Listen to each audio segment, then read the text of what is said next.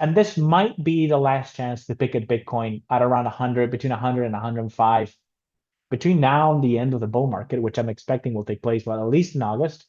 We have a forecast for a top in August. I think it's August 11 or something like that. But more likely than not, the 4-year cycle high, which is scheduled to take place later this year, that's probably going to happen in October and November. And if you look at the forecast for 2025, there's a bunch of dates for potential highs in October and November. So that's what I'm watching as a potential high. I think this is just a stop. This is just a pause.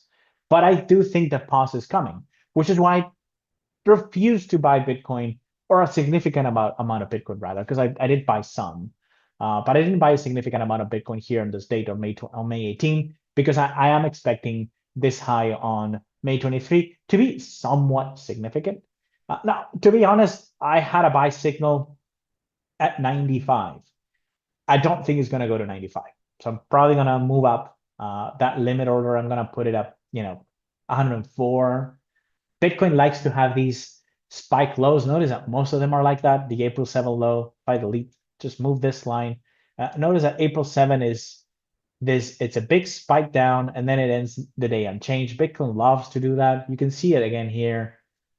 This is a few days before Trump announced the strategic Bitcoin reserve. At one point, Bitcoin was down, I don't know, let me measure that, probably 5% or something like that. So it was up, no, more than that. It was down 7.5%. It ended the day unchanged. A lot of lows in crypto are like that. Bitcoin goes down 8 or 9%, and then it ends the day unchanged. A lot of lows are formed exactly like that. August was the same. At one point, it was a pretty significant sell-off, even on a closing basis, down 7%, but at one point it was down 14%, almost 15%. So it retraced half of that within the same day. I'm hoping, and I'm not saying this will happen, but I'm hoping the same thing happens now.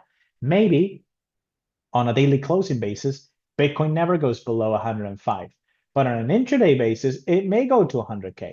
So a buy order at 100K, that's probably what I'm going to do. Again, I thought 95 was in the cards, but that was back on Monday.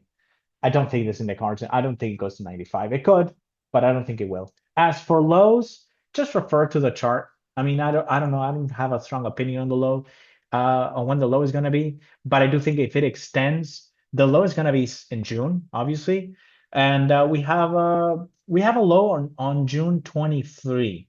So to be honest, I think it's going to be earlier than that. I think June 23 might, if anything, be a top, but remains to be seen.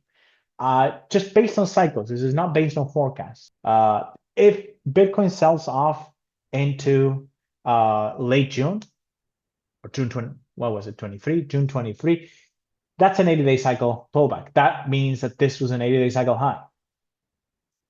And that's okay too. That would also be a buying opportunity. But if I do see that, if Bitcoin continues to correct, into June, then yes, I would be a bit more, let's say, greedy with my entry. I would probably look to buy it around 90, maybe slightly below 90. I would look for those spike lows where Bitcoin goes down, 5, 6, 7, 10% on a single day, and then it ends the day at down 2%. Those are the best entries.